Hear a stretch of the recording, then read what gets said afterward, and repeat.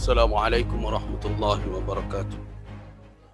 Alhamdulillah, salatu wassalamu ala Rasulillah wa ala alihi wa sahbihi wa mawalah, amma ba'du. Pak Gus Pardigaus, pimpinan DPRD Komisi 5, seluruh hadirin dan hadirat yang saya muliakan, penghormatan saya tumpangkan kepada pembicara sebelumnya. Berbicara tentang SKB, sebenarnya saya ingin berbicara 3 segmen. Yang pertama latar belakang SKB ini, yang kedua adalah konten SKB ini, dan ketiga dampak dari pemberlakuan SKB ini. Namun sebelum saya bicara yang demikian, saya harap kita semua sekarang menghadirkan beban amanah dari Allah Subhanahu wa Ta'ala yang hadir hendaknya di dalam diri kita masing-masing. Ingat, negara ini bukan negara sekuler, tapi negara yang Pancasila menjadi dasarnya, sila pertamanya ketuhanan yang Maha Esa. Saya sangat tidak nyaman ketika mendengar informasi setiap kalau ada terbawa agama langsung ditolak. Ini pertanyaan besar, negara ini negara apa sebenarnya? Dan ini tidak boleh dibiarkan terus begini. So kalau ini yang terus berlanjut, lama-lama yang terjadi adalah agama disingkirkan. Dan bagaimana kita bisa menerapkan nilai-nilai yang kita buat dalam berbagai undang-undang itu. Keimanan, ketakwaan, dan berbagai macam. Apa rumusan iman dan takwa kalau bukan merujuk kepada agama? Ini catatan penting, tolong DPRD Sumatera Barat sudah saatnya mengingatkan bahwa jangan sampai kalau sudah membawa agama ini seperti sesuatu yang tabu, tidak boleh dimasuk ke dalam perundang-undangan dan sebagainya macam. Terus apa gunanya pasal 29 dalam undang-undang dasar itu? Apa gunanya sila Pancasila, ketuhanan yang Maha Esa tersebut?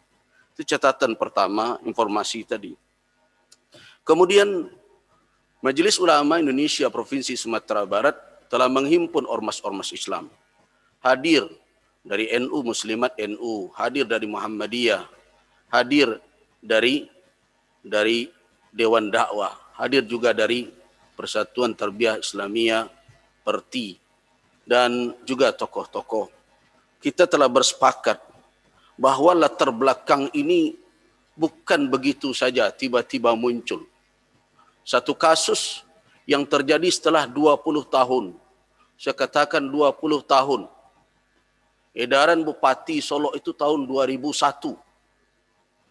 Dan tahun 2002 lahir Perda nomor 6 Kabupaten Solo. Saya termasuk penyusun perda itu. Tidak ada satu kalimat pun dan tidak ada niat apapun dalam merumuskan perda itu untuk melakukan tindakan diskriminasi kepada saudara-saudara kita bersebangsa yang beragama tidak beragama Islam. Dan secara eksplisit dalam perda itu, tahun 2002, Perda nomor 6 Kabupaten Solo, sampai hari ini masih berlaku itu, bahwa aturan ini hanya berlaku untuk yang beragama Islam. Tujuannya adalah untuk menguatkan pengamalan dari syarak mengatur adat memakai, berarti merujuk kepada kearifan lokal yang disampaikan Pak Gus Pardi. Eksplisit, Pak.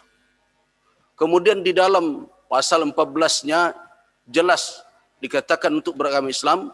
Ayat 2-nya dikatakan bahwa karyawan, garis miring karyawati, mahasiswa, garis miring mahasiswi, siswa, siswi, pelajar, dan pelajar dan masyarakat yang tidak beragama Islam berbusana menurut ajaran agama mereka masing-masing. Nah, karena itu, apa yang muncul di SMK Negeri 2 setelah MUI Sumatera Barat juga turun ke lapangan, tidak ada sedikit pun kita temukan kesengajaan untuk melakukan pemaksaan. Dan tidak ada di dalam aturan yang tertulis di SMK Negeri 2 itu pemaksaan kepada seluruh orang. Tidak ada di situ malah kata jilbab. Yang ada malah hari Jumat berbusana Muslim. Tapi tidak ada di situ ada kalimat yang mengatakan seluruh orang harus berpakaian berjilbab. Tidak ada. Nah, kemudian ini yang diangkat, kemudian kami jelas-jelas melihat ini framing. Dan saya ingatkan kepada seluruh tokoh Sumatera Barat supaya tersentak dengan langkah-langkah yang akan diambil oleh pusat.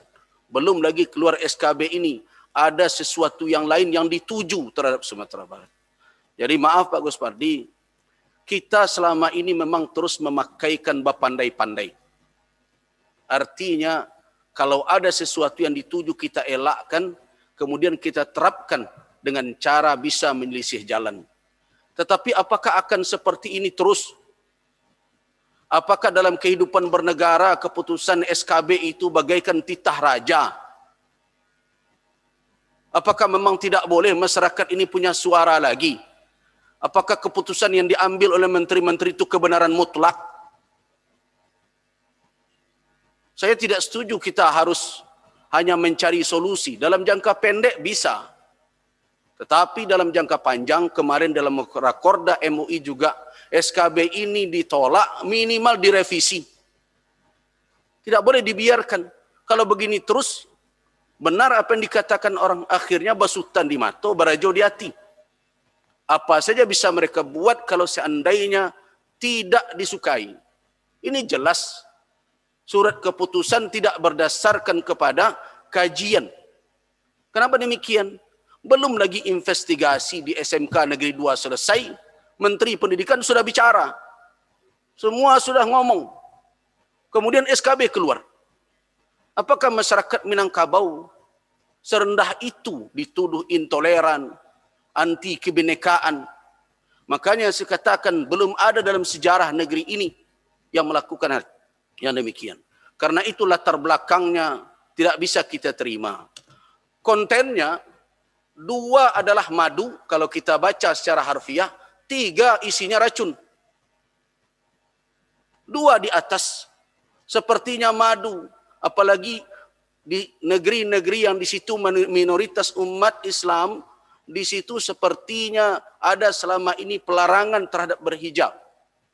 Saya sudah katakan kepada kawan-kawan para da'i, apakah demi untuk berhijab sekelompok umat di negeri ini yang mestinya dilindungi, sedangkan mayoritas yang telah menjalankan di negeri-negeri yang di situ tidak ada diskriminasi terhadap non-muslim, kemudian mereka tidak boleh lagi menerapkan. Tidak boleh menghimbau malah. Saya khawatir guru nanti kalau ditanya murid apa hukum berjilbab, Bu, guru tidak bisa mengatakan apa-apa. Dikatakan wajib, nanti dianggap mewajibkan. Divideokan pula. Kena bully pula guru itu. Nah jadi kontennya jelas-jelas. 2 adalah madu sepertinya. Di bawahnya racun. Yang sangat menyinggung sekali adalah apa? Ketika masalah ini diperbandingkan atau diperhadap-hadapkan dengan material. Bos. Apakah serendah itu betul itu kehormatan yang merupakan salah satu yang wajib dijaga di dalam agama Islam?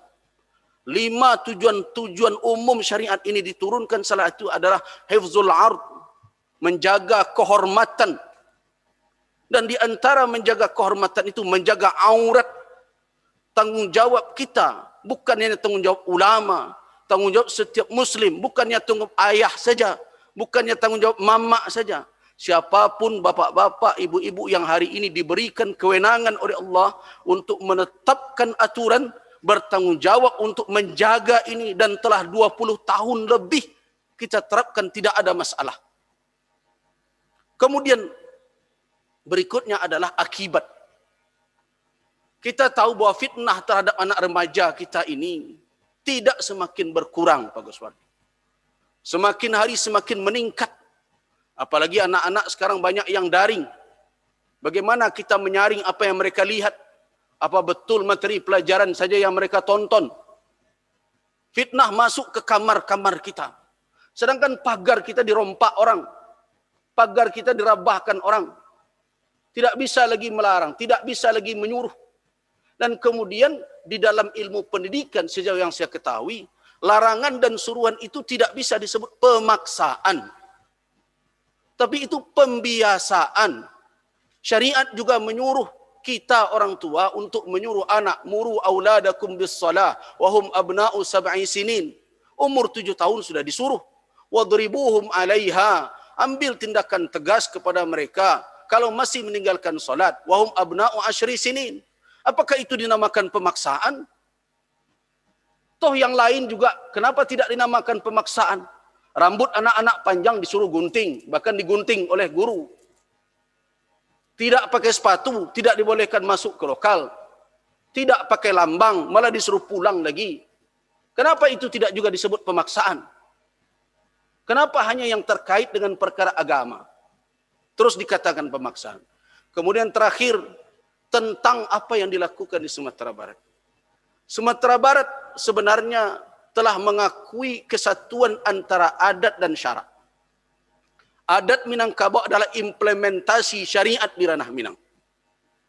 Ujung dari petuah kita, adat bersandi syarak, syarak bersandi kitabullah, adik bapani syarak berlindung, syarak mengatur, adat memakai. Kalau seandainya bukan karena sudah menjadi keputusan itu, dipegang oleh setiap orang Minang yang mengerti dengan Minangkabau, saya menolak sebenarnya. Kita hanya merujuk kepada kearifan lokal. Kenapa? Pak Gus Pardi adalah dosen itu dahulu.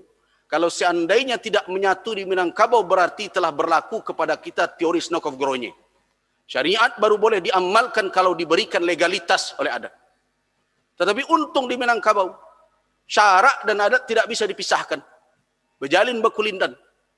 Di mana ada syarak mengatur, di situ adat memakai. Begitu yang saya dengar selama ini dari mama-mama kita, Ketua Elkam, Bulu Kanduang, dan lain-lain. Nah karena itu, sudah saatnya ranah Minang menegaskan ini. Bukan hanya perkara berpakaian saja.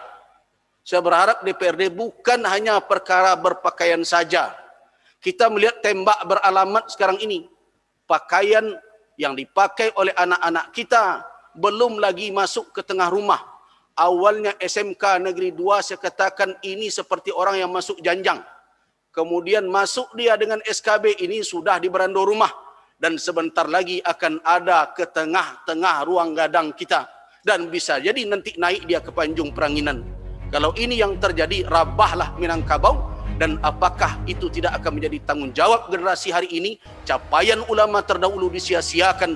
Allah akan menghisap kita atas kelalaian ini. Terima kasih. Assalamualaikum warahmatullahi wabarakatuh.